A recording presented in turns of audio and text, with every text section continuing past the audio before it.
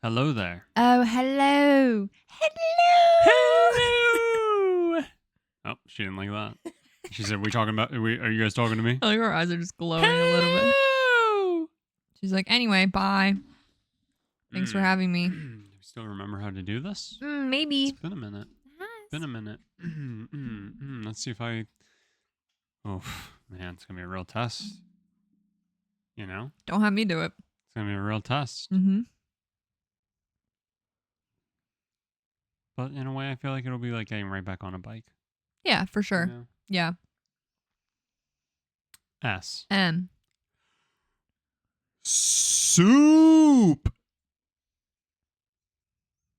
Hello, everybody, and welcome back to SMSoup, the #1 podcast with soup in the name, but not on the brain. I am Spencer. And I'm Shelby. Together, we're here to take you on a journey through life's biggest questions, like, what was the best movie from 2020? What was the best movie? What movie actually deserved to get Best Picture in 2020? We'll be the judges of that. Riddle us that. It's a movie club. In case you didn't know, Shelby and I, every other month, do a movie club where we pick a random year from 1975 to, I can't remember if I ever added 2024. Let's just say 2023. 1975 to 2023. Take a random number generator, pick a year, and we watch the Best Picture nominees from that year. And then we give a new definitive ranking. Yep. Which the Academy doesn't even do. Sometimes they don't even watch the damn movies. Yep. But we give a ranking, and we also then, come to terms or an agreement with what is the actual best movie of that year. Yep. I'm actually trying to think about it now that we're, 10 years into this. Meaning we've watched through. We've been doing this for 10 years. We've been doing this for 10 years, and we still haven't watched all of them. How many times have we disagreed with the Best Picture winner? I don't know. I'd have to go back and look at which ones. I actually have the sheet right here, so I could just pull it up. Wrong sheet. All right. Well, going from oldest to current, One Flew Over the Cuckoo's Nest from 1975. I think we agreed with that. I'm gonna guess we agreed with that. I know you and I both do really like that movie. Yeah, it is a good movie. 1979 is Kramer versus Kramer, and I feel like we actually kind of disagreed with that. I think we picked. I'm working on it. Oh, I don't know. I probably picked Norma Ray. Wait, Breaking Away. No, I think we both picked Norma Ray, but I think we both were like, we get why Kramer versus Kramer. Yeah. Won. We see it. Yeah. 1983, our favorite year, Terms of Endearment. Oh, that was a very good one, and we definitely agreed with that one. We did, yeah. That was Terms of Endearment was head and shoulders above the rest. Yeah. 1992 was Unforgiven. We disagreed with that one for sure. I don't even know what that movie is. That was the Clint Eastwood, Morgan Freeman Western. Yeah. 2000 was Gladiator. Probably agreed, or at least it was close enough that it didn't really matter. 2003, Lord of the Rings, The Return of the King. Obviously, we agreed. You're an idiot if you don't. Actually, wait, didn't you not? I definitely agreed. That'd be crazy. Can you imagine if I was like, actually, Lost in Translation is the better? Sometimes you do some fucky shit with your That's true. ranking. 2005, Best Year There's Been, Crash. Ugh, we definitely disagreed with that. Yep, okay. 2010, The King's Speech won. Black Swan, The Fighter, Inception, The Kids Are All Right in 127 Hours, and Social Network. Ooh. So basically, would it come between Inception and The King's Speech? But I really liked The King's Speech. Was very good. So I probably gave it to The King's Speech. 2015 is Spotlight. Love that movie. Mm-hmm. That was a bunch of good ones too, but Spotlight's really good. Mm-hmm. And then obviously we're going to be discussing Nomadland today. Mm-hmm. And then 2021 Coda won. Mm-hmm. And Coda's so good. Yeah, it was very good. So we're probably what, 70% agree, 30% disagree? Probably. That's somewhere probably right right in there. My rough estimate based off not having kept track what I just said. So, in case you don't know or don't understand how we set up these episodes, Shelby and I, we watched through all of them. But in the case of years, it was like 2009 is when they started expanding the list of nominees. Yeah, from from 5 5 to up to 10. Up to 10. We take each of our top 5s of, so this year was 8. Yeah. We take each of our top 5, and no matter what, we also make sure to talk about the Best Picture winner. I don't think of the years that have expanded, I don't think the Best Picture winner was ever not in our top 5. Correct. But so today our top 5s are the same. Correct. We don't know the order necessarily is the same, but we'll be talking about Promising Young Woman. Yep. We will be talking about Nomadland. Trial of the Chicago 7. Yep. We'll be talking about Sound of Metal. Yep. We'll be talking about Minari, and we Yep. will be talking about Nomadland. Yep. And that is the order that we're going to talk about them, because that is the order that we watched them. What was the first one? Promising Young Woman. I Googled the wrong one. All right. Should we just get a start on it? Yeah, let's do it. All right. I'm reading the overview. Yep. When you Google a movie. Nothing in Cassie's life is what it appears to be. She's wickedly smart, tantalizingly cunning. Ooh. And she's living a secret double life by night. Now, an unexpected encounter is about to give Cassie a chance to right the wrongs from the past. Promising Young Woman. This is our second time watching it. This is the type of movie where, like, it really is that, like, peak first watch experience because it's, like, a bit twisty. Yeah. Definitely. Not to say it's bad on a second watch. I think there's other movies I'd much less prefer to watch again. But it does have that, like, peak experience on first watch, in my opinion. Because obviously then you just, like, know what's going to happen the second time you watch it.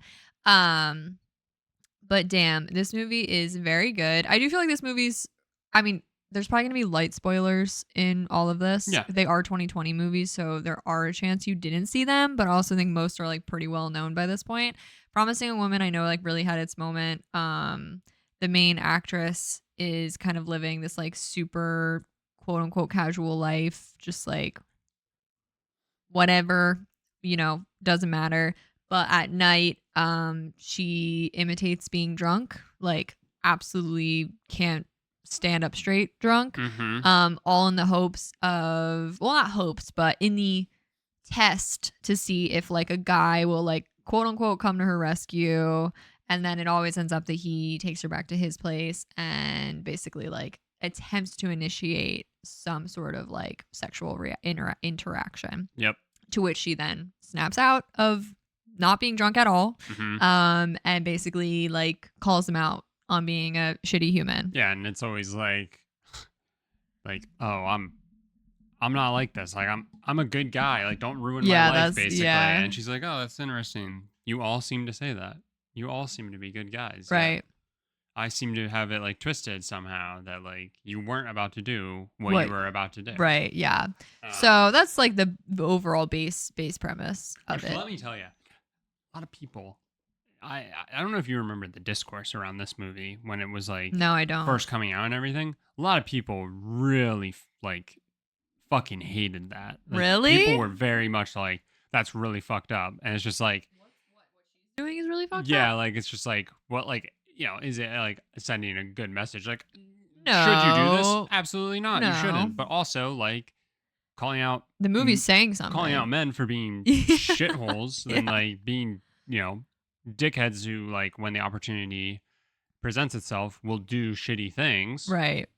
Maybe the mirror is being held up too close to some people, I guess. Mm-hmm. Like, it feels like it's one of those things where people are like, you shouldn't lie about being drunk. It's like, you shouldn't try to take advantage of somebody who's drunk first. Right, off, right. Then we can get into the ethics of, like, entrapment. Yeah. Anyway, 100%.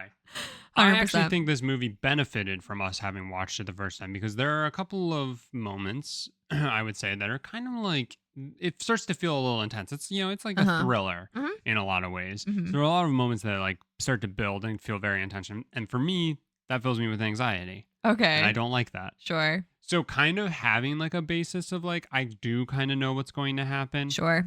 and still being taken for the ride. Yeah, for Honestly, sure. it's all good. It was still good the second It's a time good around. And if movie. anything, I think again, I think I had a much more tepid reaction to the movie after first watch Okay. than I did the second watch. Second watch, I was much more You like, felt like you wow. could I felt like I could really appreciate it. appreciate a lot of the turns and stuff like Because that. you knew what was coming, so you couldn't be caught off guard, but you could just enjoy the experience. Sure. Yeah. So I get that. I really recommend this movie. Definitely a unique one. I think it's a good. I think it's good. Yeah, you know? and they're like, yeah, it's really well done with like again, kind of like the oh shit moments. Like there are a lot of them. Also, at the end of the movie, towards the end of the movie, she is she's trying to get back at a bunch of people basically for something that they did. To not outright spoil it. Yeah. And she finds out that they're having a bachelor party. So she dresses up like she's a stripper and goes to the bachelor party. And the song that is playing is Britney Spears' Toxic, but it's like string, like violins playing it. And it's like really dragging. And it's like almost nails on a chalkboard, like chills. And so good. And it's like very slow and haunting. And it helps build the like, she is about to do something that is probably going to get her into a lot of trouble. Right. Like she is fucked. Yeah. Why is she doing this? Yeah. It falls into the oh my god, what is it? Like delusional women, like women doing like damn. No, like women just being all like women be crazy. Unhinged women, that's what it is. Like women just being like something set them down a path and they were like, this is all I am now. Like I know that's pretty popular in like certain areas of fiction for like the past few years, but like this is like so that like it's like I don't care what this does to me in the outcome, like I have been set on this path for whatever reason, and I'm gonna see it through to whatever extent that means. So if you even remotely enjoy that type of storyline, I think you'll really like this movie. It's definitely good. It's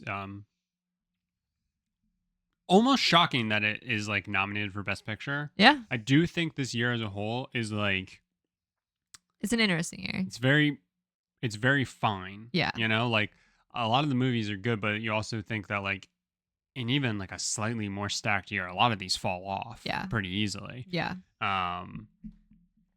So in one way, I'm like kind of surprised, but it does stand out for sure better than some of the others. It's in our top 5, so like it definitely does stand out. But this is a movie that typically I wouldn't think gets any sort of award recognition. No, not really. Just because of the overall like plot and like so kind of cool that it kind of got its flowers. Maybe it benefited from just a weaker year as a whole or what, but it is a really solid movie. Would recommend for sure. Agreed.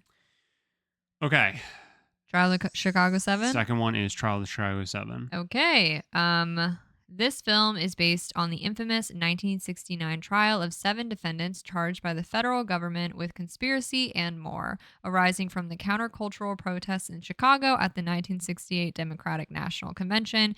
The trial transfixed the nation and sparked a conversation about mayhem intended to undermine the U.S. government. Yay! Also a second watch movie. This is also a second watch movie. These are both movies we watched during COVID, which really helps. They're both Netflix drive movies. Home that no, Promising Young Woman wasn't. Oh, sorry. Movie. I guess sorry. But it really helps drive home the fact that like we really had nothing going. No, Trial of Chicago 7. I think it's such a good movie. It is a really good movie. Yeah.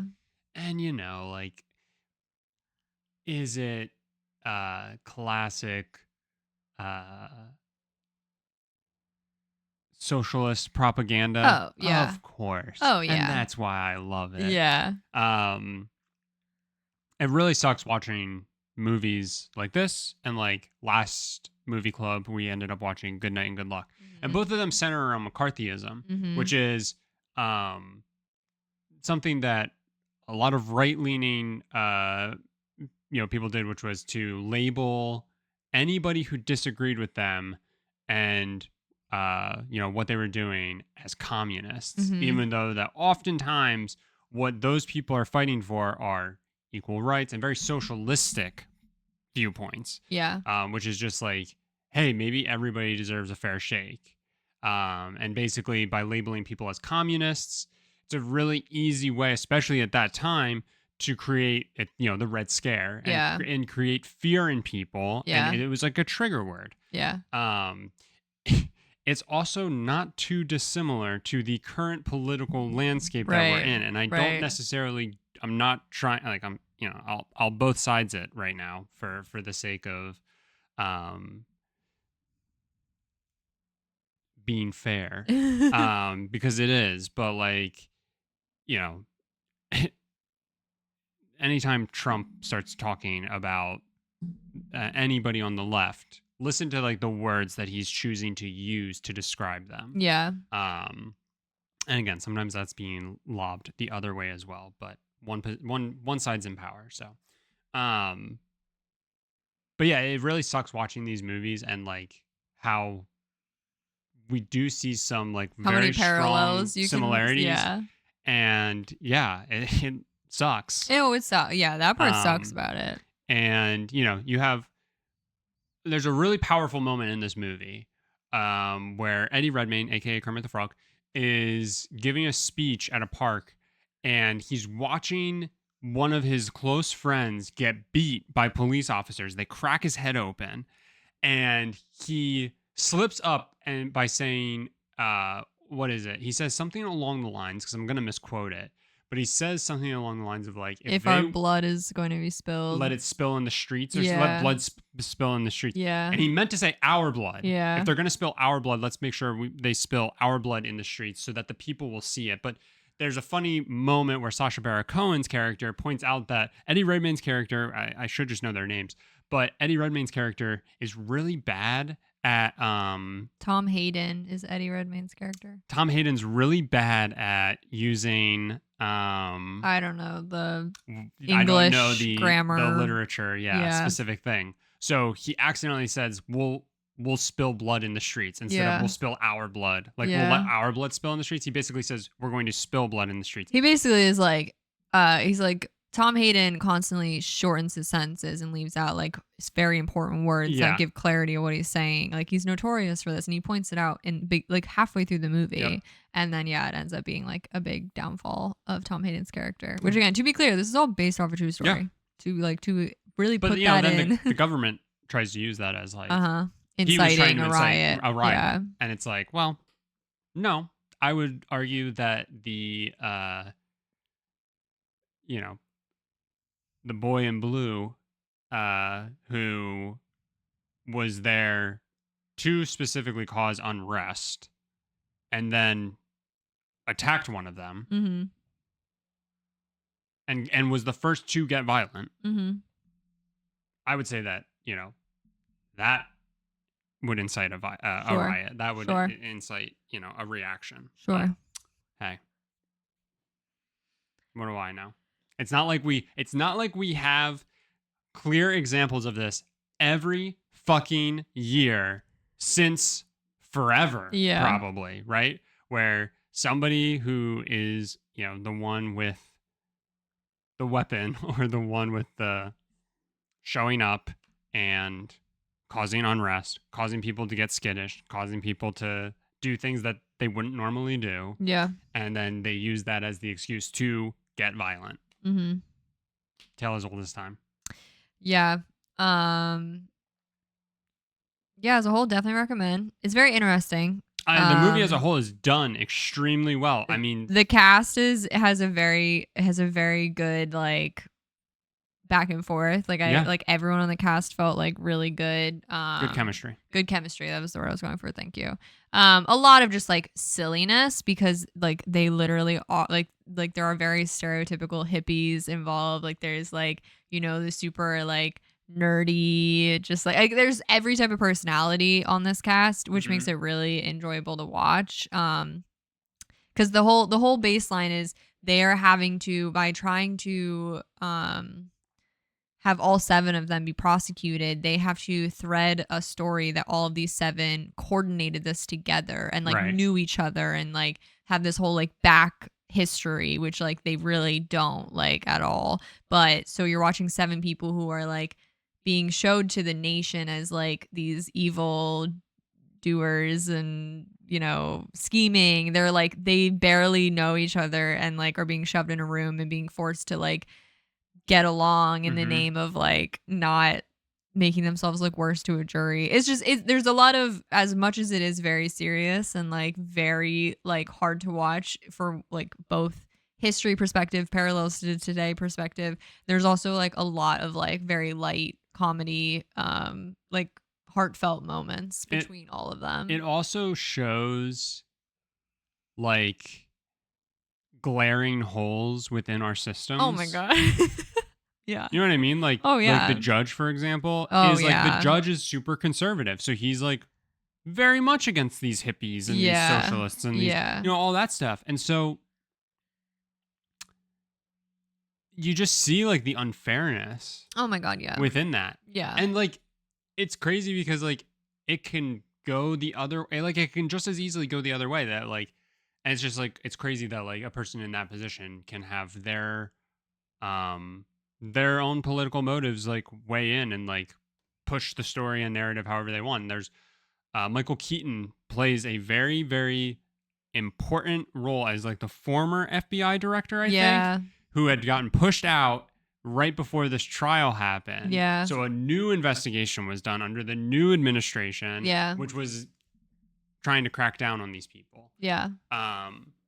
And so they get Michael Keaton to be like a star witness, basically. And the judge says, well, he can't give his testimony in front of the jury. Yeah. And the judge is like, I'll decide if we will let the jury hear what he has to say. And then because Michael Keaton says some very damning things that would have effectively like destroyed the whole case and gone well in favor of the Chicago 7. Yeah. The judge said, no, I'm not going to let the jury hear it. Yeah. And it's just like, cool. Yeah. Fucking cool. How bleak. Won't even let the jury hear like a synopsis of what was said. Like not even, nothing. Also, real quick, favorite moment of the movie has got to be when the judge is being a dick. The judge, the only black person who they try to lump in because he was a member of the Black Panthers, who was nowhere near any of them. Correct. But they were trying to lump him in. Yeah. He did not want to be represented by the same counsel. Yeah. So he had his own counsel. Yeah. And because his counsel wasn't there, he was not being given his right to an attorney. Right. And the judge kept trying to be like, well, there's an attorney right there. And he's like, that's not my attorney, though. Yeah. My attorney is so-and-so who's in the hospital. Right. Or blah, blah, blah. Right. And it's like, the judge just doesn't. The judge is like, I don't give a rat's ass about you. You're going down. Yeah. And he keeps speaking out of turn because the judge is not allowing him to speak effectively. And he said, fine, I'll represent myself. And the judge is like, no, I'm not going to let you do that. And so then he's talking and saying that this is bullshit and all this stuff. And they fucking take him to a back room. Yeah. They beat him. They then bring him out gagged. Yeah. And like strung up and like not able to move, basically. And so the rest of the group, the actual Chicago 7, decide at the end, when they say all rise, we're not going to stand. Oh my God. And council is on with it and everybody's aligned and they say all rise and Eddie Redmayne's character fucking stands. And it's like, you literally, it happens and your reaction is, you fucking idiot. Yeah. You're such a square that you couldn't even commit. You couldn't commit to this single thing. I don't know what is wrong with me. I cannot help but follow the rules. Don't sing it. Why? It's Eddie Redmayne. Damn, that's crazy. Really good movie. Also really good strongly movie. recommend. Strongly recommend because it is just, it's so interesting and they did such a good job with like the pacing and like all of it. I mean, it's a court drama in a lot of ways, right? Yeah. Like it could have easily just been that. And it's so much more than that. It's really good. Yep, definitely recommend it. A big fan of that movie. There's a lot of good humor in it. A lot of good. Yeah. Next movie is Sound of Metal, correct? Next movie is Sound of Metal. All right. Sound of Metal. Ruben, a drummer, is distraught when he begins losing his hearing. However, things take a turn when he meets Joe, who heads a community comprising of people with hearing impairment. So this is a new one for us. You got Riz Ahmed as Ruben. And he does have a girlfriend played by Olivia Cook. The character's name is Lou. And then really, yeah, the other big character is Joe, played by Paul Rossi. This this is a movie I've been like really looking forward to watching because I felt like it like has come up a lot, but we just like never got around to it. So I was pretty excited about it. This was like really enjoyable. Like, I mean, I think we're gonna talk about it then about how there are like clear levels that a bunch of these movies fell on. Mm-hmm.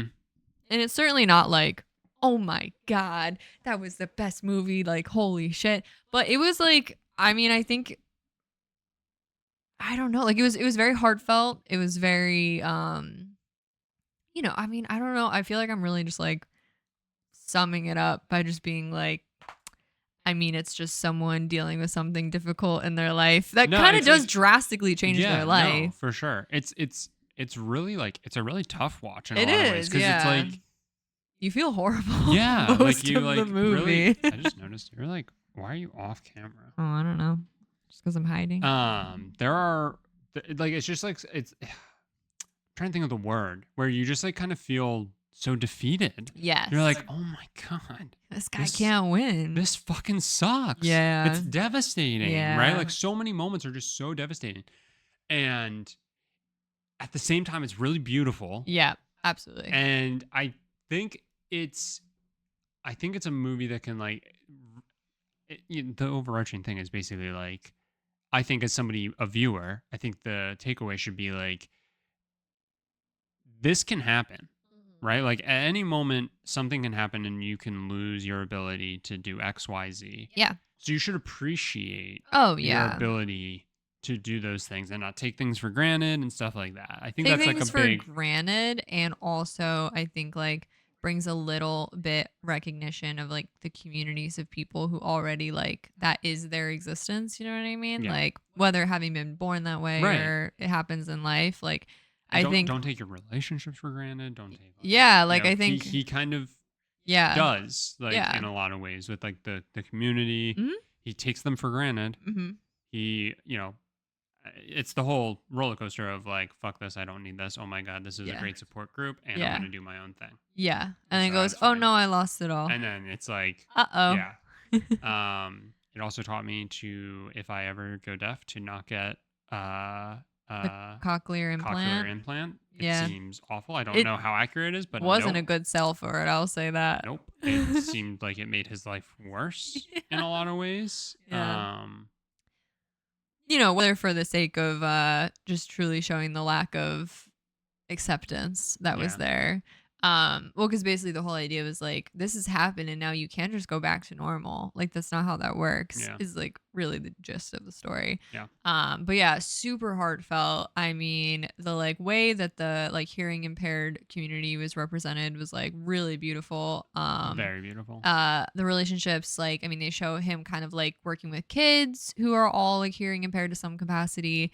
And kind of like him learning how to interact with them in a way he's like never had to, or like, it just like you're seeing him be like tested, while also being comfortable with like his new situation. Right.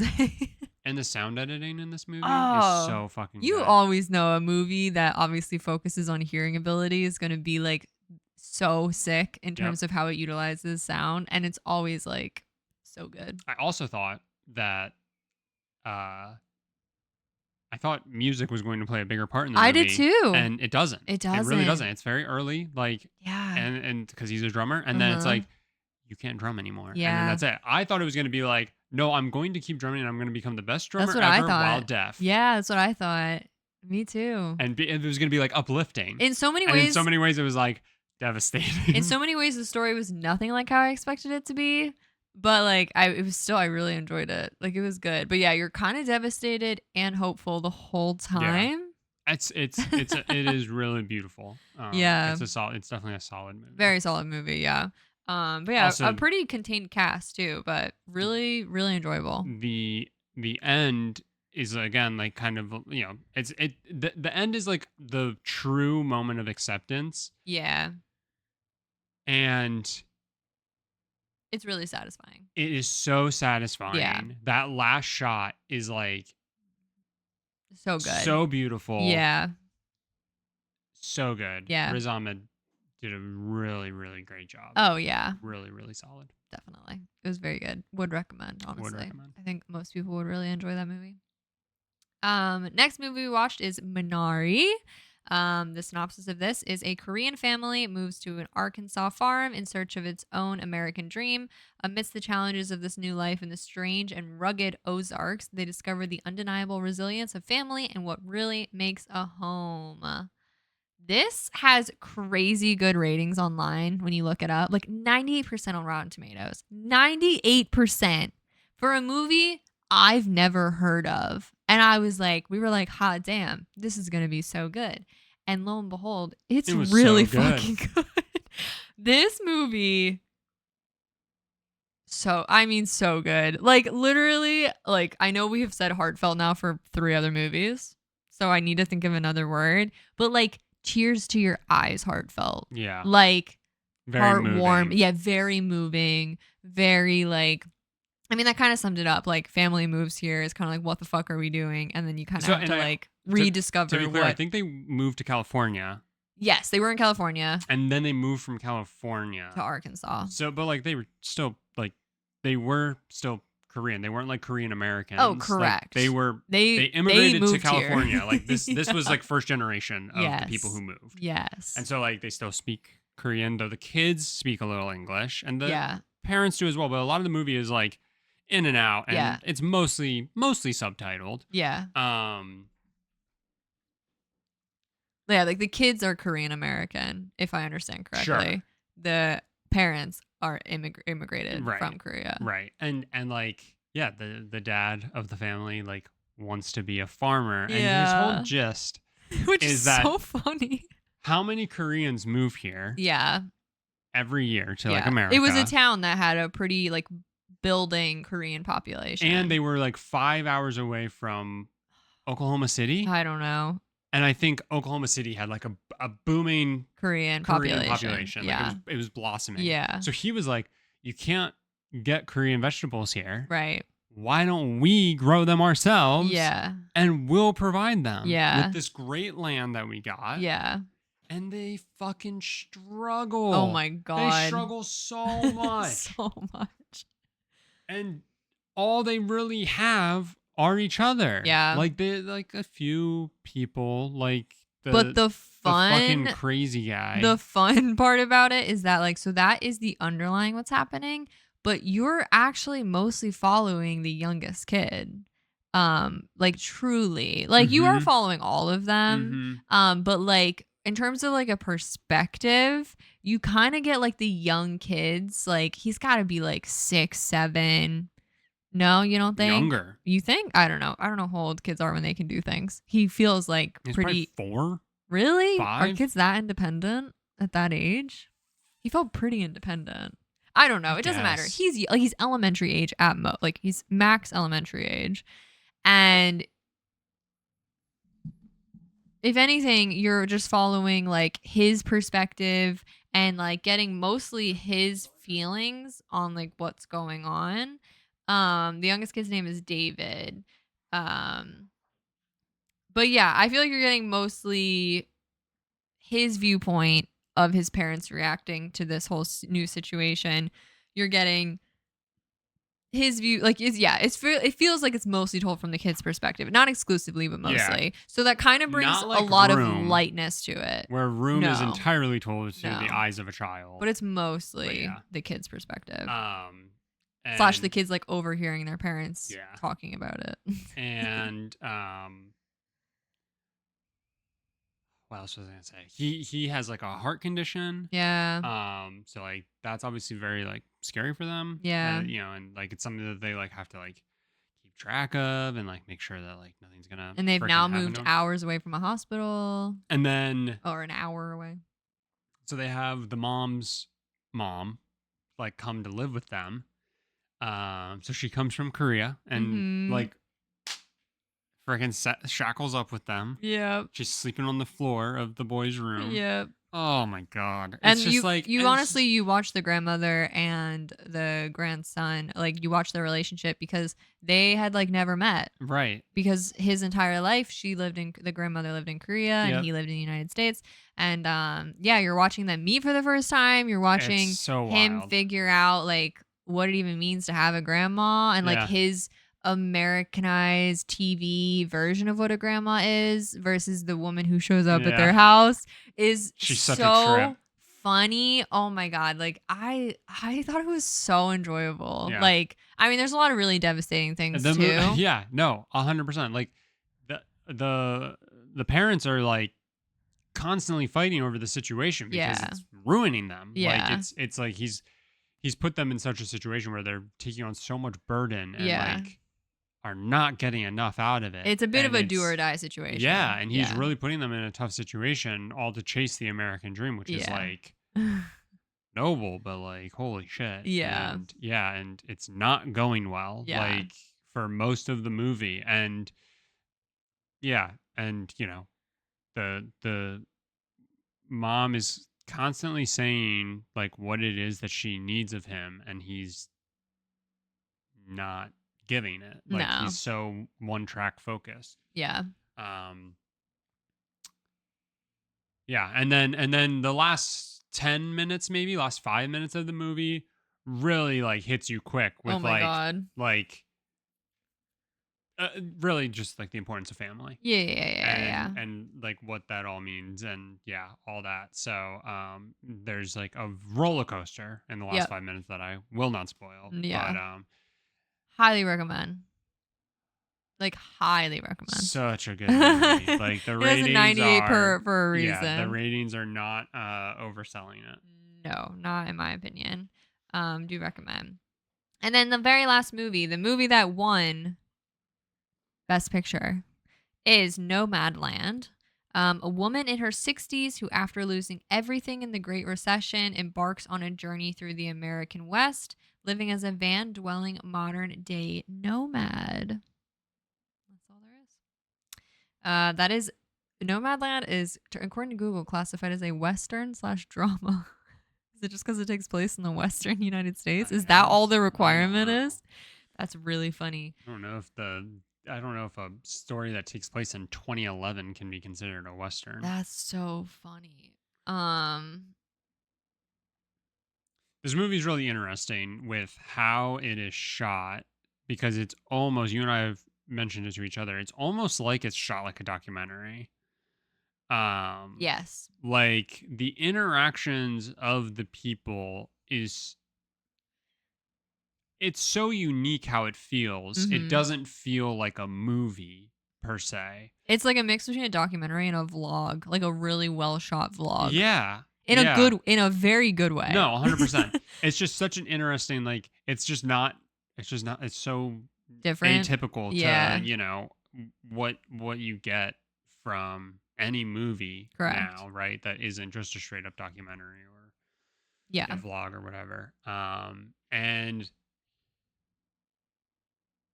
I think it speaks a lot to I think it tries to say a lot about United States culture, but certainly Midwest culture of the United States. I'd say it says a lot about the stereotypical work for 60 years of your life, get a retirement, do whatever you can with your retirement. It has a lot to say about that because pretty much all the characters are in their 50s and up, and whether they did the stereotypical career path or elected not to for whatever reason, that comes up a lot.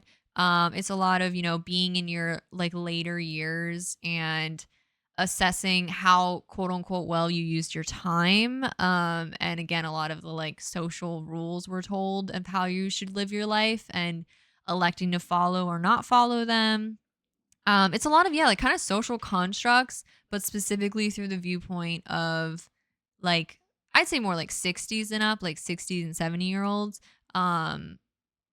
And them all being like, well, I listened for that long and like, what did that do me? And so like now I'm doing whatever I can to just like live my life in peace and happiness. And It shows you the like really weird, not weird, like really unique communities they build through people who do that. Specifically like van lifing or, nomad living and whatever. It's really interesting. And if my understanding is correct, like this is based off a nonfiction book where a person did like live like this for like a year to like truly get to know people, get these their people. stories. Yeah, like to really like not just like show up for an hour and like talk to people, but like to live like them, to talk to them and repeatedly like interact with them, because like these communities like meet up all the time. Yeah. Like yeah, it's so fascinating. And I think again it says a lot about people who just like want to live life differently. Yeah. And how it can be that no one else in your life understands why you want to live your life that way. Yeah. Like that comes up just a little bit, but like enough to prove the point of like the main character in the movie is like literally her own sister is like, you've never been understood, and like yeah. Or there's even a moment too where it's just like people not recognizing why you might want to live a certain way or why you might have been forced to live that way. Correct. And not wanting to like put that under the microscope. Yeah. And like you said, like a lot of them will talk about how like I worked for 40 years and for what? And like if that like fuck, if as a not even 30 years old yet, if that doesn't make me fucking bleak and tired, I don't know what will. Yeah. Like it sucks to hear that. And like, the character Francis McDormand's character, who, to be clear, is I don't think based off of a real person. I think it's just like the overarching story that a lot of these people had to tell. Yeah. This is something that could have very easily had happened. Yeah. Again, it speaks a lot to like, I'd say a lot of Midwest specifically, because it's where a lot of our industrialization was. Yep. And how when a lot of those things like either left the United States or have like dwindled in who they can support. Like how that's like left entire communities with no option for anything else. And people who dedicate their whole lives to doing those things. So like her husband had died. Yeah. And so it was just her, and like she could no longer afford the mortgage on the house. And like the entire community was decimated because there were no more jobs. So everything got pushed out. And so like one company shut down. You couldn't even stay in the area if you really wanted to, because the needs would not be met. No. I mean, it says it in writing in the first minute of the movie. Like this factory shuts down. It was a zip code, and then it no longer was a zip code. 6 months later, the zip code was revoked because there was no point in it existing. Yeah. The town was gone. Like that is insane, and that's happened. I mean, like handfuls of times over the past few like decades for a lot of communities. So yeah, it's really fascinating. I mean, it's a really big analysis. I mean, you can kind of look at it from a lot of different ways, but it's certainly a really big analysis on like life in the United States. Again, especially I'd say like Midwestern or like more remote areas of the United States. I just want to point out one specific moment in this movie where this guy who is very clearly into Francis's character, he's just trying to help out. Oh my God. And he accidentally breaks a bunch of her plates. Yeah. And it is, not to use the word that we've been using a lot, it is so devastating. We have used devastating and heartfelt 100 times in this episode. It happens. And all I could think, like, it was a gut punch watching it, because I'm sitting there going like, all of her belongings are in that van. That is it. Like that is what she is down to. Everything she holds dearest. Down to that. And like these plates held tremendous sentimental value to her. Yeah. And he broke them. Yeah. He was just trying to help. Yeah. Even though she told him not to. Yeah. And so it was like that whole thing. And it's just so devastating to think about that. It's just like, this is all these people have. That fucking sucks. Yeah. Like that sucks that like you just broke her plates. And something that, again, and to go back to like Sound of Metal, we take a lot of things for granted, And so in a situation like that, you can't take anything for granted. Oh my God, that's like proven time and time again during the movie. And so that's a moment where it's just like something so mundane, a broken plate, who cares? But like, no, No, like in that moment, like that broken plate is worth everything. millions. Yeah. You know? Yeah.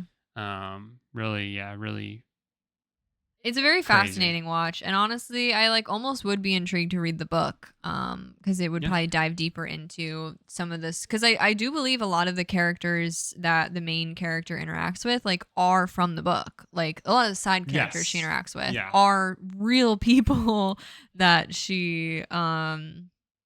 that the author interacted with and interviewed and got to know while she kind of did this I'll say experiment, but yeah, it's so fascinating. And I think especially in the, year of 2025, when you think of that lifestyle, you picture 18 to 25-year-olds who are like, I got nothing to lose. I fitted a van, I'm living in it. I'm crunchy. Life's so good. I'm crunchy. Like, everything's cool.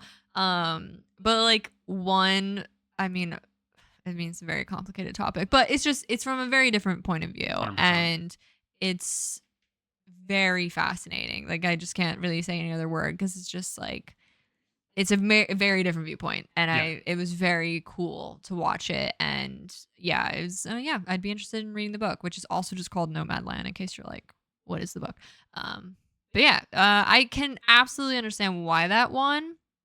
And it is kind of funny that in the year of 2020, Nomadland won. Like, a year where like it was so crazy, a year where like a lot of uncertainty, a year of like, quite honestly, feeling restrained to the box of an apartment everyone lived in.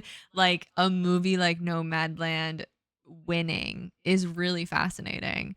A movie that's literally questioning like why we do the things we do in a year when a lot of people are like, oh, cool, like, what is life? I don't really know what's going on. Just really, really fascinating that a movie like that won in the year 2020. Pretty crazy. Yeah. But yeah, definitely recommend. I mean, again, kind of recommend all of these. That's why we're talking about them. But yeah, a very different movie from all the others for sure. So with that, should we get into our rankings? We should. So to be clear, because I figure we're gonna rank all of them, right? Oh, like all 8? Yeah. Oh, fuck. I can. So the other 3 movies that we didn't touch on were Judas and the Black Messiah, Mank, and The Father. That's really it. I don't know if you want to like quickly maybe give the synopsis of each once we rank them, but whenever you're ready. Sorry, I'm just getting it pulled up. Once this stops being annoying. Okay. I'll do Judas and the Black Messiah. Is drenched in the struggle and sorrow of politics, Fred Hampton led a tragic life devoted to help his community, only to be betrayed by a fellow party member who was a secret informant for the FBI. Crazy movie. Based off a true story. Yeah. There's also literally a documentary that came out that like really, really explains it. This is like the dramatization of it. Won't really go too much into it beyond that, but it's fucking wild. Yeah. And pretty devastating. Devastating. Yeah, but a really interesting movie. What was the other one? Oh, The Father. The Father. A man refuses all assistance from his daughter as he ages. As he tries to make sense of his changing circumstances, he begins to doubt his loved ones, his own mind, and even the fabric of his reality. I don't remember what he actually got diagnosed with, but it's clearly like Alzheimer's or dementia or something, or variation. And it's from the father's perspective as he's losing his genuine grip on reality. Yeah, so it's confusing as fuck. By the end of it, you go, oh. Yeah. It's probably one of the most interesting movies in terms of how they pieced it all together. And how they represented like age-related memory issues. Very wild. Really wild. Really fascinating. That was a trip. It was really kind of struggled to keep up with, but like in a really like you understood what they were doing kind of way. But yeah, that was good. Anthony Hopkins and Olivia Colman. Yep. Very good. Yeah. And then last was Mank. Last is Mank. 1930s Hollywood is reevaluated through the eyes of scathing wit and alcoholic screenwriter Herman J. Mankiewicz as he races to finish Citizen Kane. I'm not gonna lie, this movie confused the hell out of me. I didn't know what the fuck was going on. Yeah. Like most of it. Yeah. Definitely a tough watch, especially if you don't really like care or know the people. Or know like 1930s Hollywood. Yeah. It was tough. There were a lot of names, a lot of people, and I couldn't have told you what any of them meant or who of importance was and wasn't. And I mean, don't get me wrong, I love watching Gary Oldman be a Gary Oldman. Love that experience. But other than that, I was very confused. Yeah. But I clearly am not the person for that movie. For sure. So can't really speak to it in any capacity. Right. But if you're a history buff, yeah, maybe history film buff, maybe love that movie. Yeah, probably love like that. Probably. So with all that, number 8. Yeah. Do you want to go and then I'll go? I'll go. Okay. My 8 is Mank. My 8 is also Mank. Number 7, my 7 is The Father. My 7's also The Father. Okay, and then number 6, that means we both have Judas and the Black Messiah. So now getting into our top 5, which are the ones that we went in depth about. Number 5 for me was The Sound of Metal. So is mine. Okay. Number 4? Nomadland. Interesting. Yeah, I know you're not going to agree with that. Number 4 for me was Trial of the Chicago 7, but it was very close to number 3. Okay, and what's your number 3? My number 3 was Promising Young Woman. My number 3 is Promising Young Woman. So then your number 2 is Trial of the Chicago 7. My number 2 is Nomadland, which means we both had Minari for number 1. And I would say that to like try and make it a bit more understandable in terms of our rankings, Minari was obviously clear cut for both of us. Like the top. There's no competition. For me, Nomadland was kind of close just because of the overall like just how the movie was done. Yeah. It was like really cool. And it was. I also enjoyed it. It was very enjoyable. It was a good ride.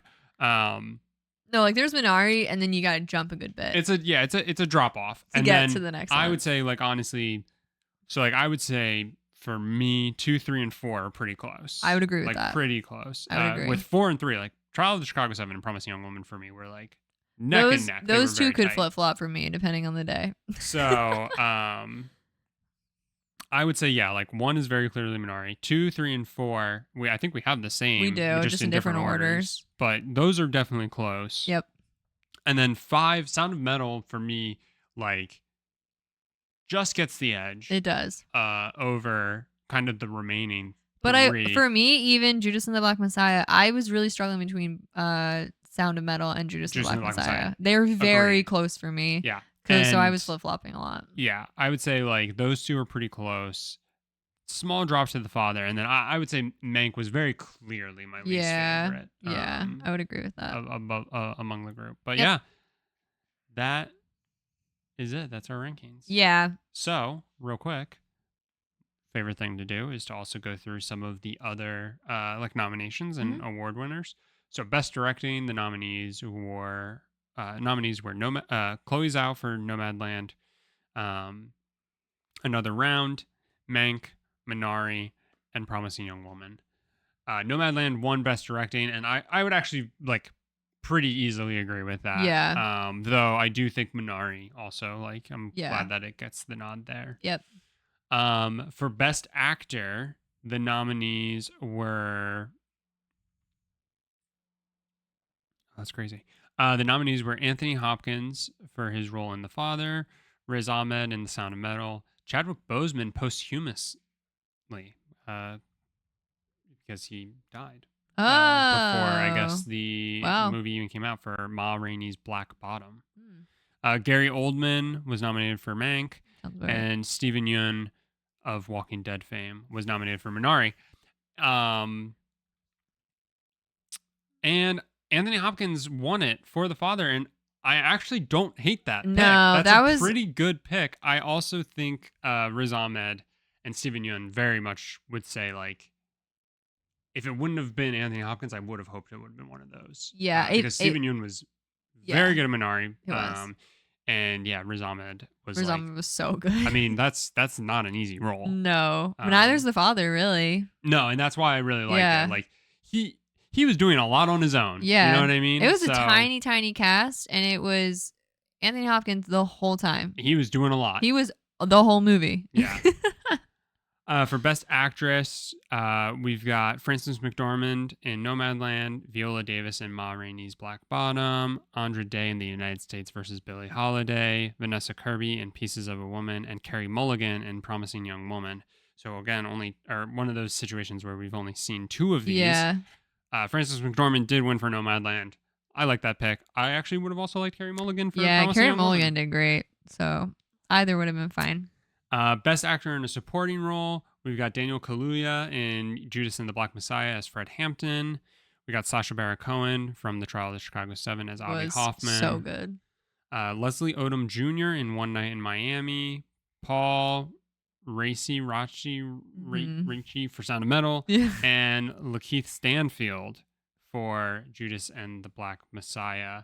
Kind of interesting that 2 people, because I would have thought Lakeith would have been considered kind of like the main actor of Judas and the Black Messiah, or Daniel Kaluuya, honestly. So I don't know who gets the nod as like the main actor there if they both got nominated for Best Supporting. Interesting. I don't know. That's actually really interesting. Daniel Kaluuya did win for Judas and the Black Messiah. That is really interesting. Which I think that's a solid pick. Yeah, I agree. And then Best Actress in a Supporting Role, last one. We've got Ya Jung Yoon for Minari, the grandmother of Minari, to be specific. Yeah. We've got Maria Baklava in Borat. Glenn Close in Hillbilly Elegy, Olivia Colman for The Father, and Amanda Seyfried for Mank. Sure. And definitely agree with Olivia Colman getting the nomination. Yeah. Yo Jung Yoon won for Minari. Like, Grandma won, and she deserved really, the hell out of that. She was great. Yeah, she was best, like, favorite character in the movie. 100%. Like, loved it. 100%. Loved it.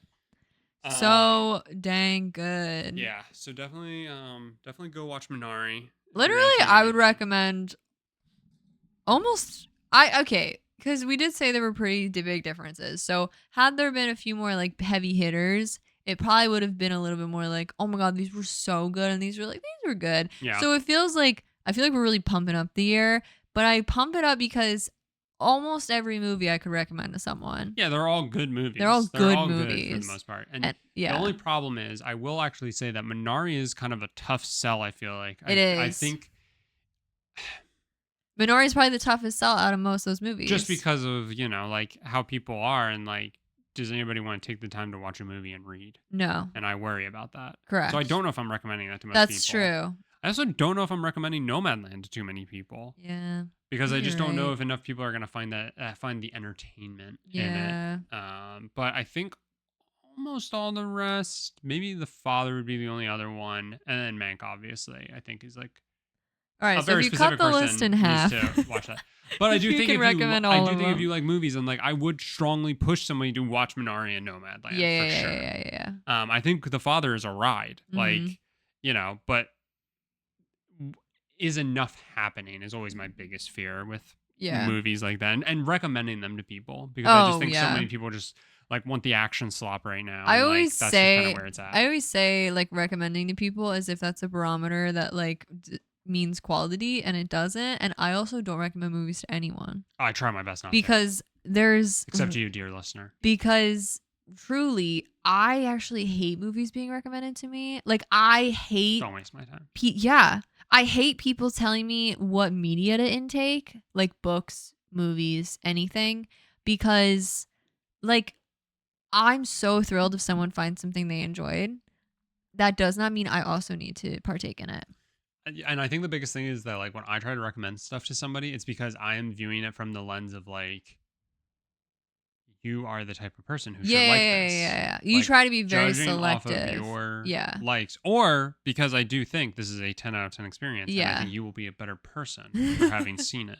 Yeah. Like Reservoir Dogs. Yeah. But I do love that I always say, like, I do think there's a difference between like movies I loved and movies I could recommend to people. Like if this came up in conversation and I'd be like, oh yeah, we watched oh my god, like Anemone. We watched Brooklyn. I think you'd like Brooklyn. Like a movie that I think most people can get behind doesn't always mean like top tier movie. I mean, Avatar is one of the best like grossing films of all time, and yeah, that's just where we are as society. Yeah. I feel like oftentimes when people recommend stuff to me, I'm like, do you actually know me? Oh, do you actually know what I like? No. Or are you just going, I loved K-pop Demon Hunters. Or you gotta watch it. Or I think or else I'm gonna be insufferable. I actually like could talk about this forever. I think people are just like, oh, I watched this. And you're like, okay. And sometimes that can be it. And sometimes that's it. And they're like, so you should watch it. And it's like, why? Right. Like, will we have a better conversation after I've watched it? And it's like, no. We'll both just go, we watched it. Like, what a useless fucking conversation. Like, I can't stand, I could go on about this. I can't stand it. It's gone past the line for me. Yeah. That, like, I literally don't want people telling me what, like, or you need to know if you're telling me it, there's about a 10% chance I watch it. You have to understand that Shelby and I recently watched peak television with The Wire and The Sopranos, like, within a 12-month span. Don't waste our time. Well, it's just like, only come if it's on the top 100 of like IMDb or something, you're probably okay. Sure. But like, don't waste our time. But also, I don't know, man. I just think we all know to a degree what we like. Yeah. And that's it. So, with that all aside, normally, Shelby and I would pick our next year that we were going to watch. But if you're an avid SMSoup listener, you might notice that we missed a couple of weeks. Oops. And we came back in time to make sure that we were on track for the final SMSoup episode movie club. the even month being a movie club. But yeah, we kind of started to hit a creative wall, I think, with this, and we felt like we weren't giving enough energy or TLC to the podcast, and we don't want no scrubs. And so we are going to take an indefinite break from doing SMSoup. We don't know for sure if like this might be the final episode. We'll see. It might not be. Actually, no matter what, it's not going to be the final episode. Correct. So, I think like I would say my tentative hope is that we take a break. We're going on a big trip in January, so like it's probably best for us to just take a break anyway for that. So, with holidays coming up, I think like it's just a good time as any for us to kind of do this and like reevaluate and see hopefully how much we miss it and like whatever. Yep. And I would say my tentative hope is that if we have a newfound desire and drive that like by the end of February, maybe we're starting again. Yeah. No matter what, we'll have one more episode. We'll have one more episode. Yeah. So if we don't post until the last Monday of February, which technically would have been a movie club when you think about it, we will be releasing the SMSoup movie Snyder Cut. And if that comes out, silly. If we unlock the vault, have we decided that's our final episode? Like, is that what we decided? No, I don't think so. Okay. I just think that's going to be the sign that if that is there on the final Monday of February, you wake up, you rub your eyes, and you go, babe, wake up, new SMSoup just dropped, and it's SMSoup the movie, the Snyder Cut. That means that we are still just on an indefinite pause. Okay, gotcha. And we might come back at some point. Yeah. Or might be over. Yeah, and sure. If that ends up being our final episode, I'm happy with that being our final episode. Me too. But yeah. We just gotta kind of reevaluate. Yeah. Where our energy is at for like we give ourselves a lot of side projects. So too many probably, but hey, it's okay. We gotta figure out. And in the meantime, if you're missing SMSoup, you made a good point to me when we were talking about this.